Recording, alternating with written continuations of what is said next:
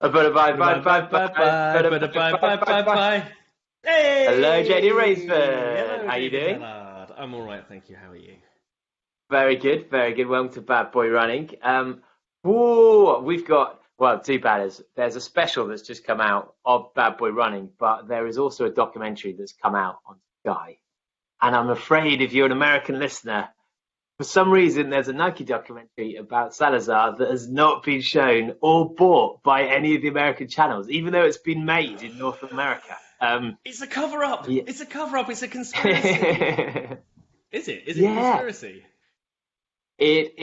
ooh, well, I'm sure if you're someone like Alex Jones, it would be a conspiracy because apparently the channels that would normally broadcast, your ESPNs, they're a bit nervous about broadcasting anything called Nike's Big Bet, which when they weren't sure how Nike were going to respond to the documentary. I think it's fine. Just says it as it is. And Nike, their biggest sponsor, well, one of their biggest sponsors, advertisers. So, yeah, I mean, is that a conspiracy or is that just the way capitalism works and That's suppresses just the way it works, isn't it now? Yeah. I'd just just the like to way? point out that if Nike decided that they do want to sponsor BBR, we would absolutely stop talking about it. We No, we will we follow continue. the We cat. can, Oh no, we'll tell you we'll stop talking about it, yeah. knowing that you probably won't monitor these episodes. Yeah, we'd take the money, but yeah, we'd still, well, we'd just be honest. We'd be honest. That's all we want, right? Just want fairness. Do we want Um, honesty and fairness, or do we just want hilarious polemic? I think. Good point, actually. Yeah, good point. But we've had some. I'll start with some listener feedback. We've had quite a this new format.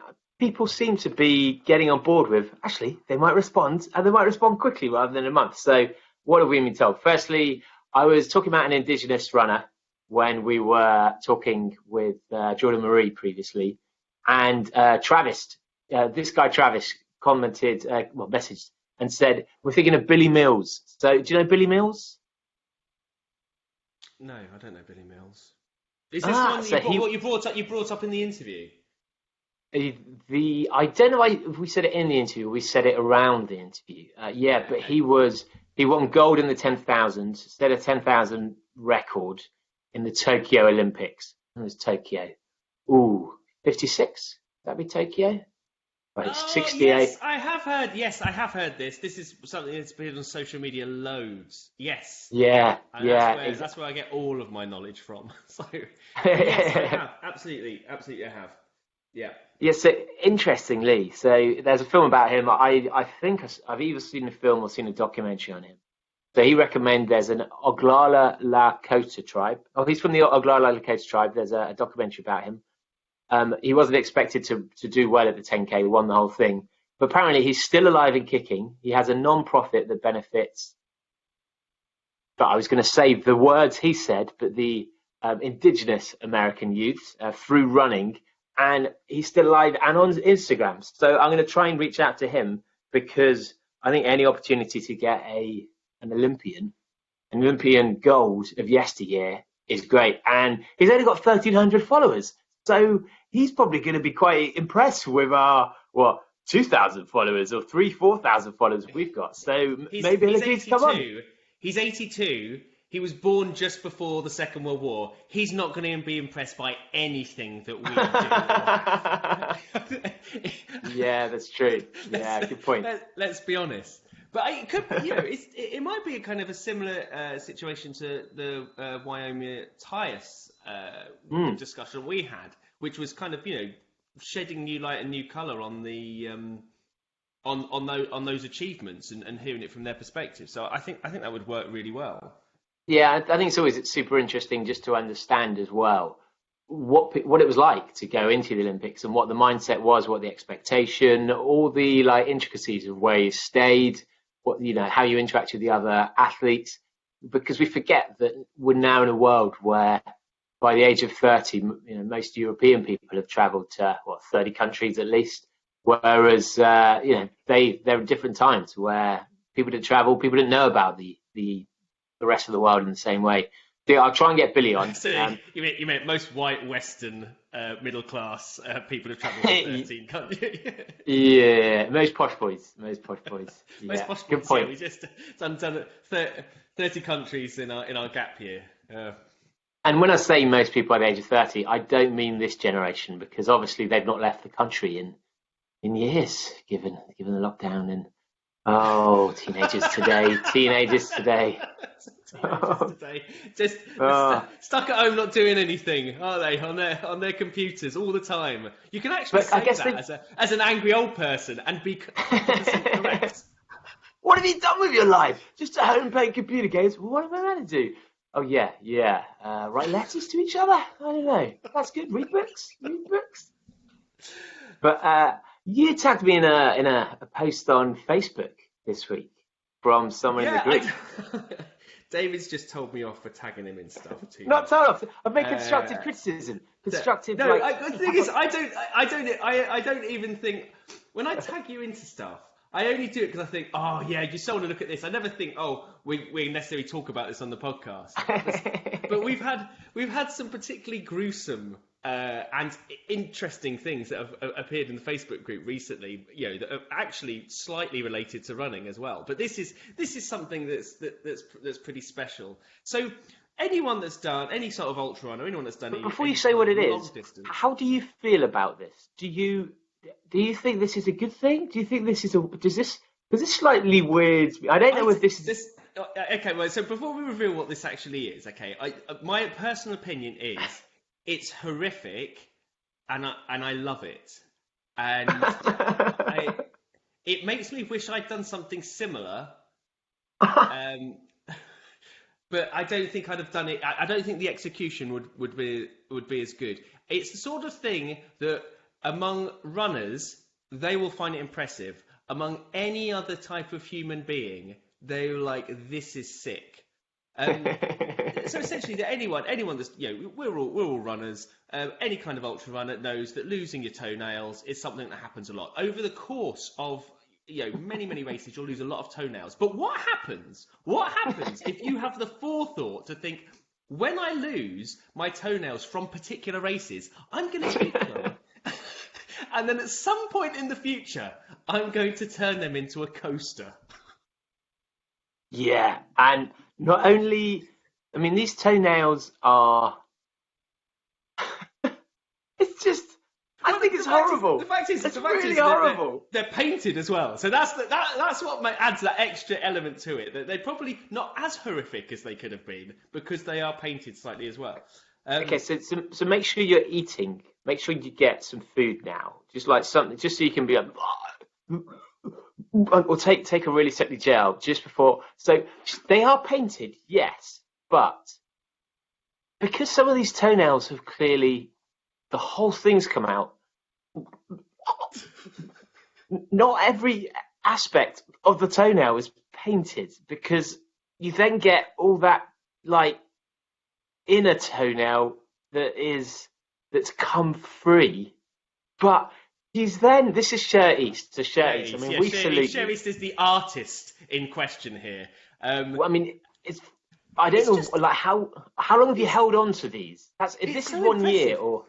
It's so impressive because what we've got full sets of toenails that have been lost, but also embedded in these coasters are also the race logos as well. And so we've got. I was trying to make them out. We've got Atlantic Coast Challenge. We've got Marathon des Sables.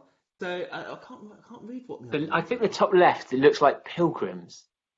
And I think the other one's Druids Challenge, isn't it? The X Energy Druids Challenge. So it looks like they're all of these in an MDS cycle, aren't they? Yeah, these are all like seem like prep for MDS. But I just what I like as well is that they, I'm imagining that it was the Pilgrims that was the first one, because there's only 3 toenails lost in that one, and then it goes up to the Druids, and then there's 4, and then by the time it's the MDS, there's 9? There's 9. The little one escapes. One of the little ones is still on there. And do you know what it reminds me of? The first thing that came to mind was, those images from the Vietnam War where they'd have soldiers who'd have the ears of their of people that they've killed on necklaces around it. There was something. There's some vibe. There's some same energy to that as this. There's something about using parts of human in coasters. I was thinking this is more like a weird Silence of the Lamb serial killers gallery. Yeah, I know. What I like is that it has the reaction that is promoted in the group is that people are saying this is the most fucked up thing that's ever happened. This is the grossest thing. But almost universally impressed by it. Yeah, disgusting. Yeah. So impressive. But so I give a talk at the MDS Expo each year, and one of the things I do recommend is that you run the pilgrims in advance of the MDS to get a sense of what it's like to do kind of back to back over 30 miles. But the way, if she's done that, she's lost 3 fairly significant toenails, and she's managed to then grow them back from the time of the pilgrims back to so she must be drinking milk like gallons and gallons a day to see what if this is all in one season. Regenerate. Is she Wolverine? What? Yeah. But I'm going to ask if we can post this on the Facebook, so on our Instagram, because it's just such a good photo. I wonder, do banners, and this is a wonderful a wonderful opportunity to show your creativity. Do you have you created something? Because the thing is, a medal board with a certificate stuff, that is boring. That is not a memento. No one wants to see that. That doesn't tell the true story and show kind of the nature of it. I think this actually demonstrates, this has the pain, the endurance you have to go through, the suffering. It encapsulates it perfectly. What have you done, or what are you planning to do in order to commemorate a significant running milestone? And ideas as well in the future, because I think people everyone's getting back into running again. This is the opportunity. We want more. We want basically a horror show of bespoke merchandise that you can have for running. And there is enough space on here. Yeah, could have put Tough Mudder and then just had it blank, because that's what you want, right? It's just something that puts it all in context. Just so that if she's ever meets someone running with a Tough Mudder, she'll be like, "Oh yeah, have you seen my coaster?" And I'm like, "Oh right, yeah, okay. I get it." We did have these ideas about T-shirts, didn't we? About having like with all the biggest races in the world, and then like some joke at the end, like Tough Mudder, not conquered that yet, or something like that. Or Tough Mudder Race for Life, or 5K, or something like that. Yeah. But Cher East, we salute you. Cher East, the name of a famous singer as well. But it does sound Cher. Cher Lloyd, doesn't it? Cher Lloyd, yeah, it was Cher Lloyd, wasn't it? Now, we've had some feedback from Baden Harris, who has said that when we were talking about Garmin's negging us, he did point out, for the listeners out there who are being negged, there is a way to pause your training status. You sent a link, it's garmin.com, but I'm sure if you put pause your training status, so you can then stop getting that feedback. But actually, isn't it more the issue that you want the feedback, but you want it to be informative rather than like a slap in the face? Well, yeah. Switching it off or not using it isn't really the answer in this situation. Yeah. It's like, I love that you get to divorce counselling. Well, you could just move house, just leave the country, just get divorced. That's not what I came here for. No, yeah. I don't think anyone that goes through any kind of abuse likes that kind of thing. I wonder why. The thing is, it really has opened up the fact that lots of people feel the same way about Garmin, and Garmin it's not good for as a brand strategy. It's not particularly good to keep abusing, or maybe that's the kind of demographic that Garmin go for. People that like a little bit of... They've had physical suffering. They like a little bit of emotional suffering to go with it. And we talk about the fact last time, the idea that with a with your car, what do you call it, your car navigator, Yeah. you could Sat nav. change the voice. You could sat nav. You Yes. could change sat nav to the voice of someone. I like the idea of this Garmin having a different setting, like SAS Yeah, or that's it. We talked about, didn't we? Different tones of yeah, voice. You could different choose tones of who, like, voice. you could get, do you respond to Goggins? Or do you respond to something that's a little bit more nurturing? Yeah. Then we've had some other feedback. You were mentioning about Beth Potter and how it was a journalist had said on Twitter and been calling her out Yeah. explicitly about.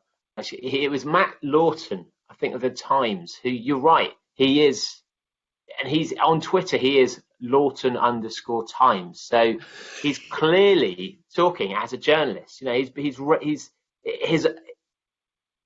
His profile just says chief sports correspondent for the Times. So, but then it says views mine, etc. But if you put that up, You can't separate the two things. If you go back and you read his, I don't know if they're still there, but if you read, he was making a specific connection between different facts and saying that it's not legitimate. And she was. he said Beth Potter has a. Yeah, absolutely. He said Beth Potter has a 1500 PB of 418 and a 5000 best of 1528. So it makes perfect sense that she break the world record on the road. That's snarky, isn't it? That's a snarky comment. It is a snarky comment. You can't hide the fact that you're making an accusation just because you dressed it up in a really snarky way. You deserve to get totally called out on that. Yeah, absolutely. And it's interesting looking down with people who, some people are saying, ouch, the reactions, they're not, people are accepting what he's saying. Yeah. Talking about, Brits don't dope, wink, and that's and it's such a shame, isn't it? It's such a shame. And imagine if you are Beth and you've done this incredible thing and then you're just tarnished for doing something unexpected, but you'll also say that it's unexpected yourself. So have you heard of the World Relays? The World Relays of what? Of running. The World Relays? No. Yeah. So I wasn't sure if I'd heard of it before, because you've got the World Championships, you've got the Olympics, and you've had the World Relays for actually a number of years, which I just hadn't. A specific competition about with relays. Yeah, so it's all the sprints, and then it has your 400s. I'll have a quick look at the other events. It's quite interesting because you'll also get mixed relays, which is pretty fun, I think. I like that because it adds an element of fast and slow people. Well, yeah, I mean, it's controversial, but it's more. I like the fact that it's real strategy and it's real technical handovers because you are handing. It makes running interesting. It makes running that kind of thing interesting because it's the possibility for chaos. That's what's the really interesting about relays. It's like football. What's the most interesting bit of football? Penalty shootouts. Like if you just had a World Cup of penalty shootouts, that would be massively popular. Like if you just had running where you had to do these fast handovers and with a blooper reel of the most ridiculous ones and how they've gone wrong. Insanely interesting.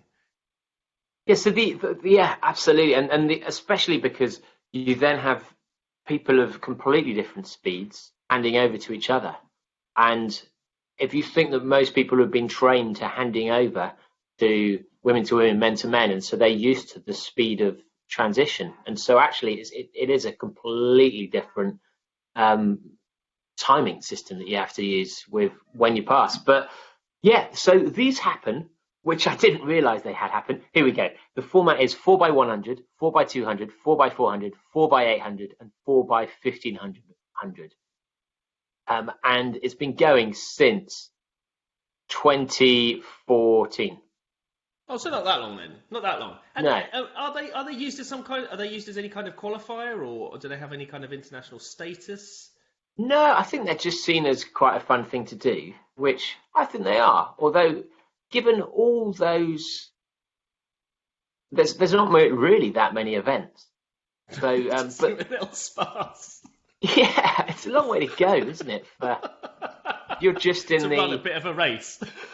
Yeah, and does it have people competing in lots of different events, or is it pretty much sticking to the? I mean, does it attract?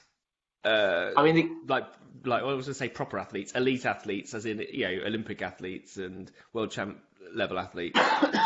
Yeah, it does. It does. I don't know if it necessarily gets all of the top ones, but you'd imagine the top stars from each kind of nation would bow out in the same way. It looks like they have around 30 nations that compete. So that could be more interesting if you do have heats and semis for each of those.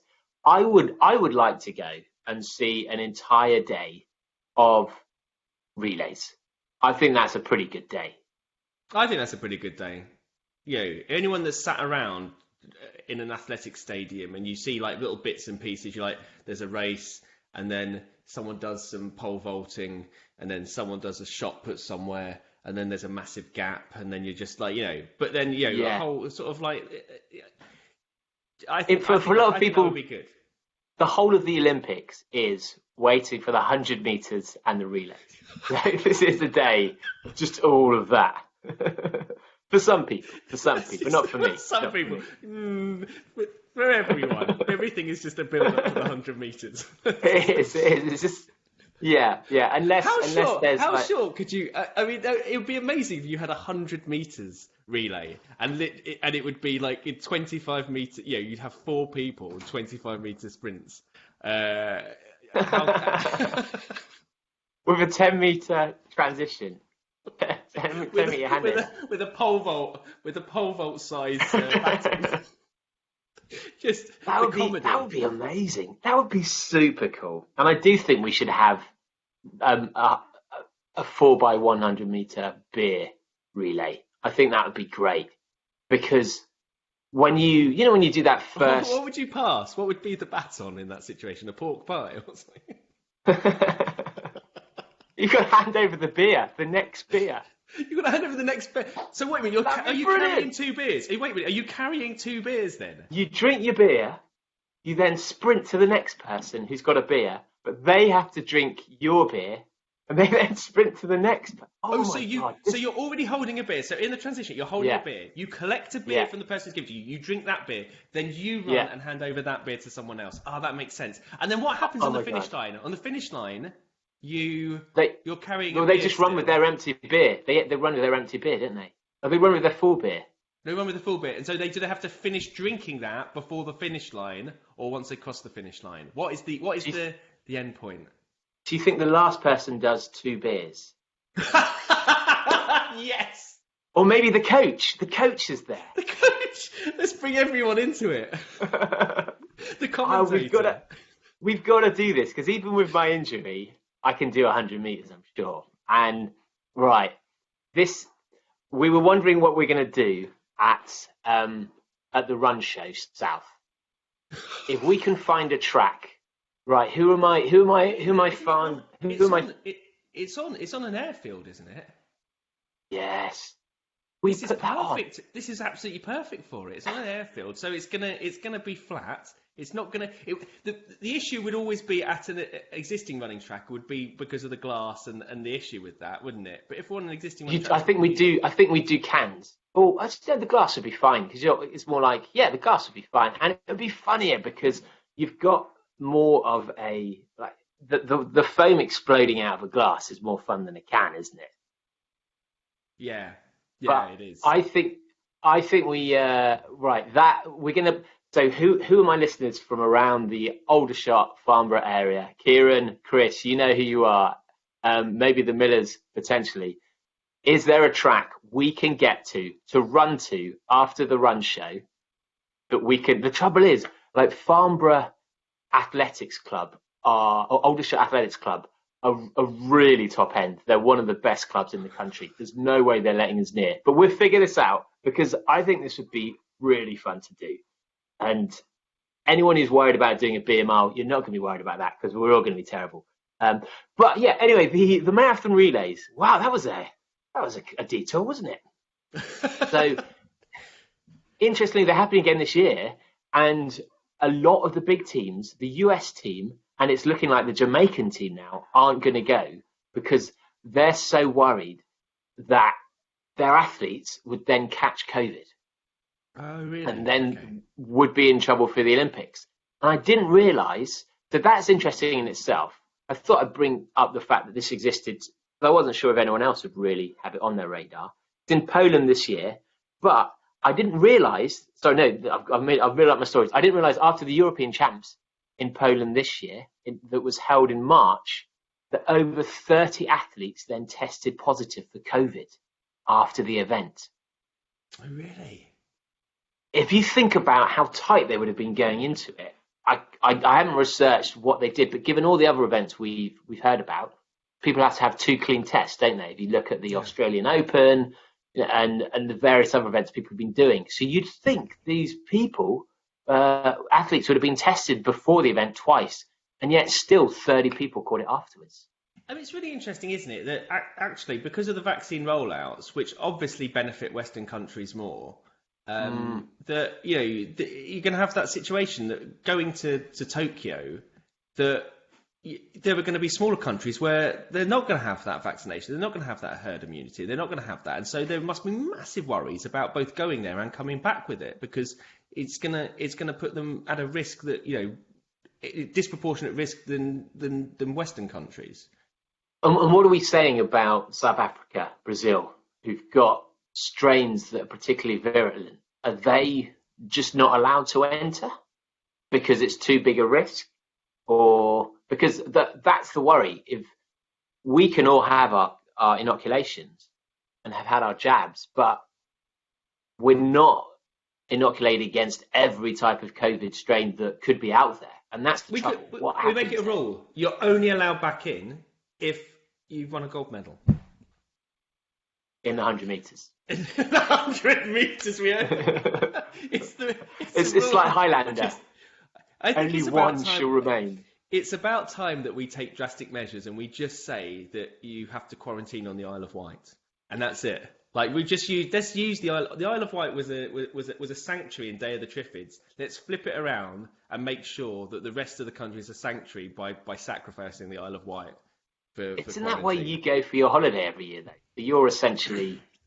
You're already laying down the foundations. It is, but I'm hoping if you push that many people into it, somehow they'll modernise in some way, and we'll actually, we'll have places that open for more than 30 minutes at lunchtime for you to be able to get lunch, and it doesn't exist in the 1950s anymore. It's my attempt to try and make it a little bit more cosmopolitan by just forcing more people into it from more diverse backgrounds. They've had reggae there for years, as we know from previous episodes.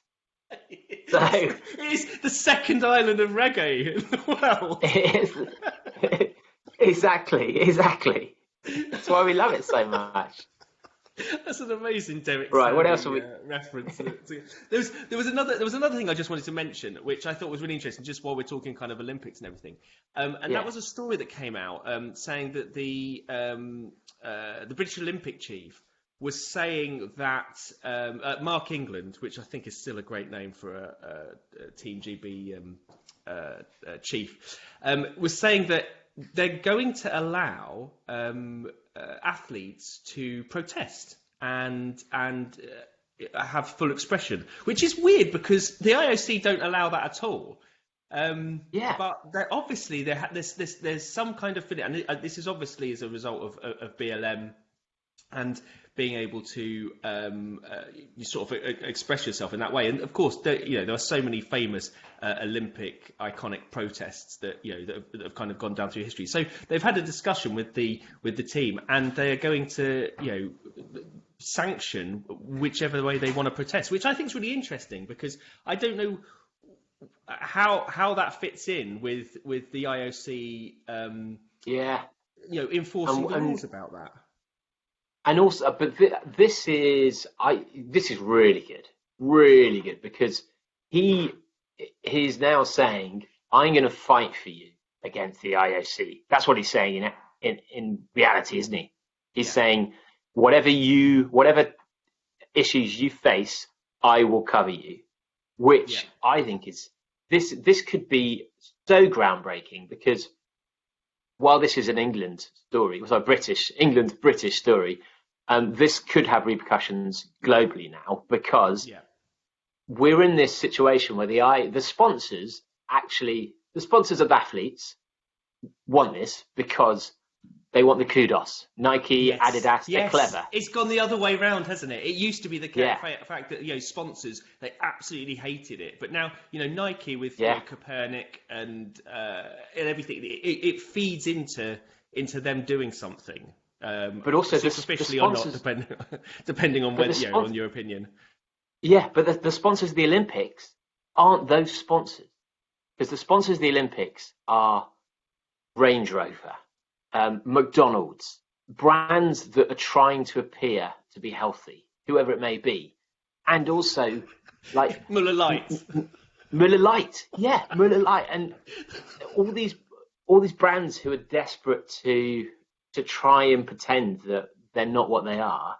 And Nike will never sponsor the Olympics. Adidas will never sponsor the Olympics. And one of the issues is we saw it with, was it Euro 98, where Heineken or similar, they didn't want to be, it wasn't Heineken, because Heineken was sponsoring the Champions League, or maybe the Champions League. And so they got 30 absolute hotties to all dress up in a certain outfit and then go in and just do all these things in the ground. And suddenly they're on screen and everyone's loving them. And they've managed to get it free. And so this is a way in which the brands that are sports brands will all be encouraging their athletes. Well, not necessarily encouraging, but they'll be thinking this is a great way to create controversy, to create media. And then it also becomes a talking point about the fact that they're not the sponsors officially. And so as soon as that changes and one country does it, that is then free rein for all the other countries, for all the other athletes to be able to say, why aren't you doing this? And also, it might be that in different countries like America and Australia, that there are people within the organisation who want to be able to offer their athletes this, but they don't feel they've got protection themselves. Absolutely. Yeah, absolutely. I wonder what the different different countries' approaches are going to be to, like, because for me, I feel like the US team, they're so tetchy about politicizing stuff, aren't they? They're so they either come down on the side of this absolutely has to happen, depending who's in charge, or we don't politicize sport. We don't want to politicize sport. We absolutely don't. And it's as polarized as the politics in the US at the moment. So I'm really interested to see which side they come down on, because of anyone, it's going to be their athletes who will want to do some kind of protest. And the issue then is we've had political protests and they've not been allowed, and that has made it significant when you've seen the black glove held up aloft. Yep. It's controversial. Whereas now you can imagine there being 50 protests at the Olympics.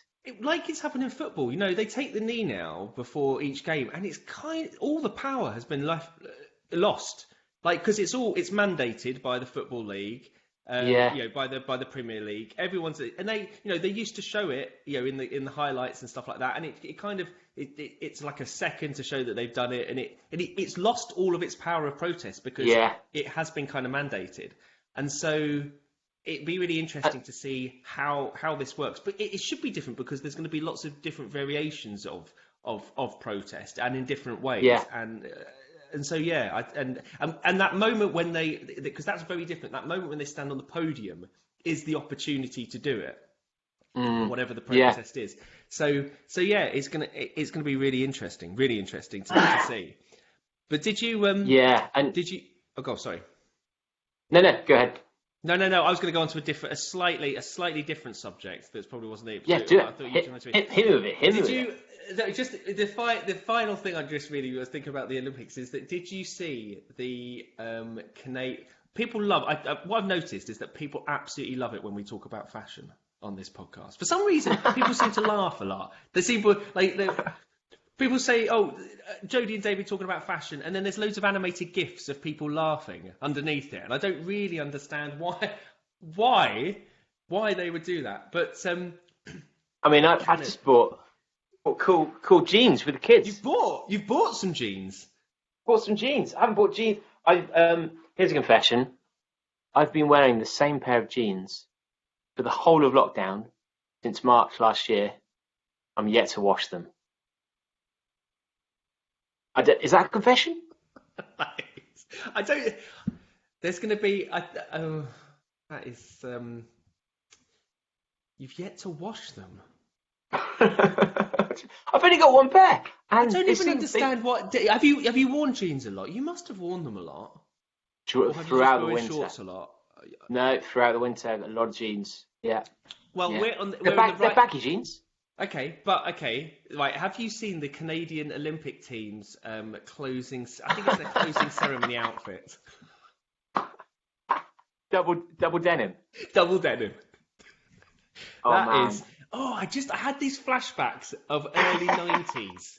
Like, I'm like, oh, did you get those in CNA? Like, it's the combination of the denim, like the washed denim, but also the kind of graffiti style on it. And you expect it to say things like rad. It's just, Which event is Bryan Adams qualifying? It is so Bryan Adams, isn't it? It's just like we've harnessed Adams. Well, I mean, I like that though. I think countries should lean more into their national stereotypes. I think it would make it more Eurovision-esque and more fun opening ceremonies if you're like, oh, here's the German and their Oompa band, here's the Brits and their Morris dancers. Everyone's too cool. Mate, the thing is, are they trying to be cool? They're Canadian, so I think I don't know whether they're going through that for the first time. I don't know what Canadian fashion's like. I don't know. Oh, I thought you meant they've never gone to the Olympics. They've never gone through a denim stage yet. They're still going through like the 80s and the early 90s in terms of fashion. I don't know.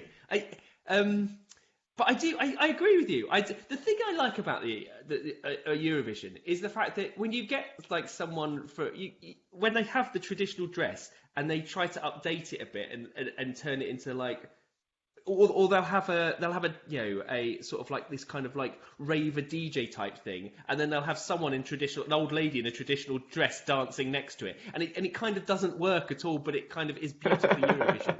And I do think sticking to national stereotypes is hilarious and completely out of sync with what everyone wants to do in the world. But it is fun. I like, why don't we ever come on in like bowler hats and just ridiculous shit like that? Yeah, true. We should embrace it. And like Canadian listeners, we've got quite a few. What do you think of your national outfit? And any other countries out there? Is it their national outfit though? Is double denim the Canadian national outfit? What's a Canadian look like? Isn't it a Canadian tuxedo? Isn't that what it's called? Is it? I think it's called like a Canadian. I'll just quickly Google this. And I think it's known as that, but it's like a term that Americans call it. Yeah, the Canadian tuxedo. It's a colloquial term. I didn't realise it was something. A jeans shirt or denim jacket with jeans. It originated in 1951 after Bing Crosby was refused entry into a hotel in Vancouver because he was wearing a denim top and denim jeans. Wow, Bing Crosby, is he Canadian? I didn't know that there was so much denim history with Canada. I didn't realise that. I just thought it was just a terrible fashion decision. That's incredible. I mean, it can be both, Jody. It can be both. But international listeners, have you seen, like, does every country have an official outfit that you can buy that is released because it's linked to a designer.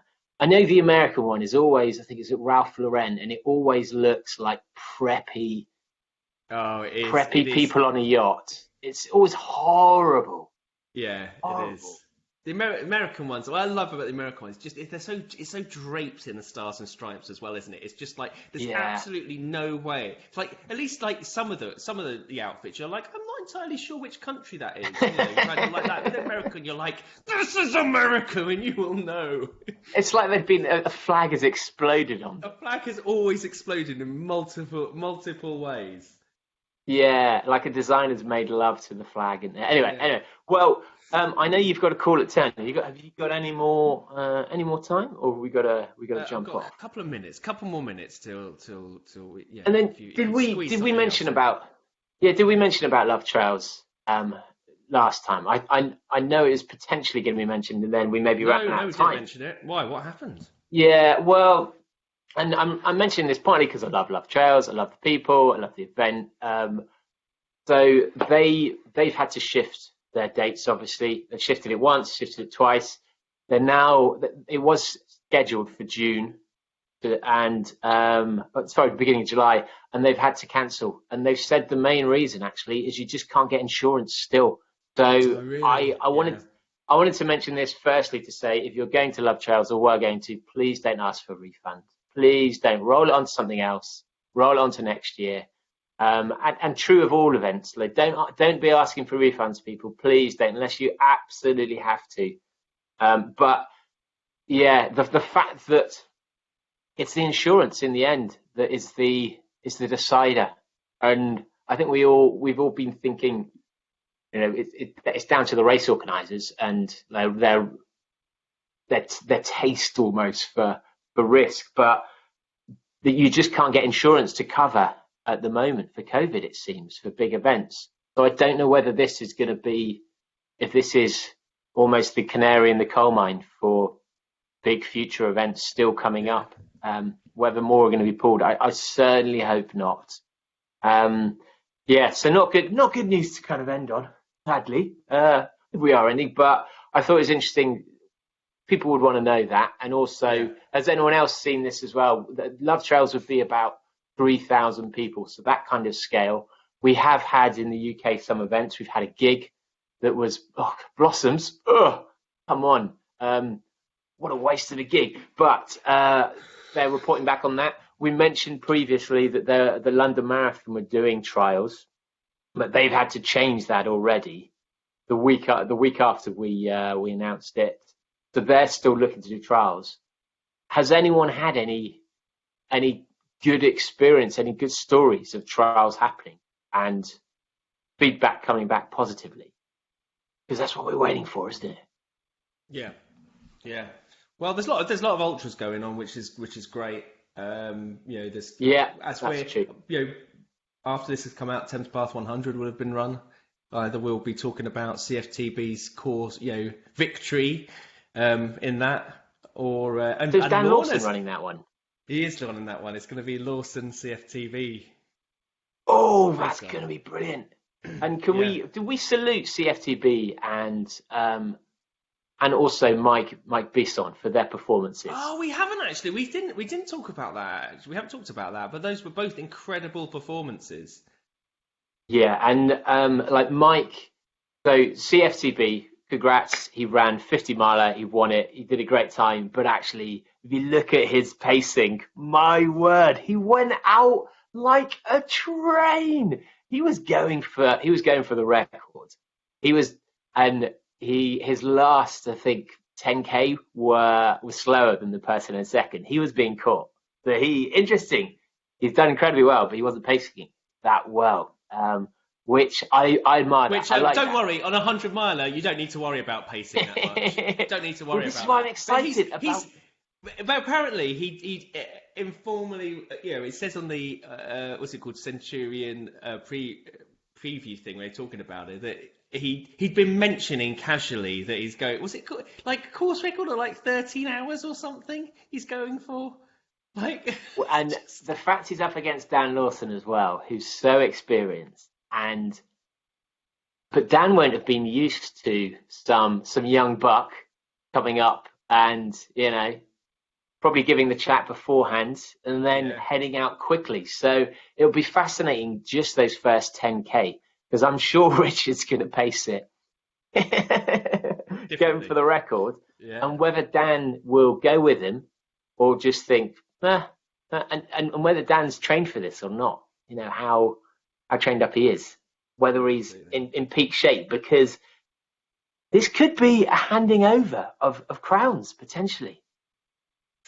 Well, we'll see. We'll see in the next episode. But my big son, congratulations! Incredible running. He was doing the Centurion 100-miler. He was there surrounded by this was a track 100-miler that you had to be invited to by winning various other events. So Mike was there as a very good runner, but against someone who broke the world record. And various other people like Mike Stocks, who are, incredible 24-hour races. And I think Mike came 8th or 9th, but it would have been so weird because I want to catch up with him about it actually, because he would have gone out on a race like that, pacing the slowest. And from how it looks, people were there to set specific times, either qualifying times or records of the personal bests. And so people were dropping as soon as they weren't going to do it.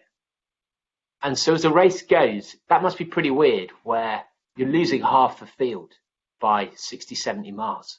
Yeah. And whether that is something that really appeals to you and exciting and that G's you up, or whether that just makes you think, bloody hell, these incredible runners. But world record's gone. Amazing. Incredible. So I think we've talked about that before. So a few episodes ago. So we'll get them on. Well, I think that's a nice little episode there. Yeah, ended on a positive. That was good. Ended on a positive. Yeah, and we always ask people to leave reviews, and we're going to read out the best ones to encourage you to do it. So this one, it says, this is from Dominic, and they said 5-star, not got an STI. As we know, means short-term industry. But Dominic, don't you? And he said he said this podcast changed my life. I now shout at cyclists in the street and look forward to someone shouting obscenities at me when running. Dominic, that's the kind of review we want. So get out there, people. Leave us some 5-star reviews so we can get amazing guests in the future. We've got a couple of guests potentially coming up who are super exciting, and we can get them. One of them is one of the biggest podcasters in the world. Anything you want to throw into the mix, JD? No, I was just going to say, if you have got anything to add, head over to the Facebook group, type in Facebook running? Bad Boy Running Podcast. Answer 3 questions to get in, and share any of your bespoke running items that you've created. Running nail, coasters, anything like that. That's exactly what we want to see. And if you want to message any guests, questions in the future, if you want to send back feedback, you can either email letters@badboyrunning.com. You can just directly message us on Instagram. It's probably the easiest way for you. Jody's Jody @ I'm David @ badboyrunning.com, and we will see you next time. See you later. Bye.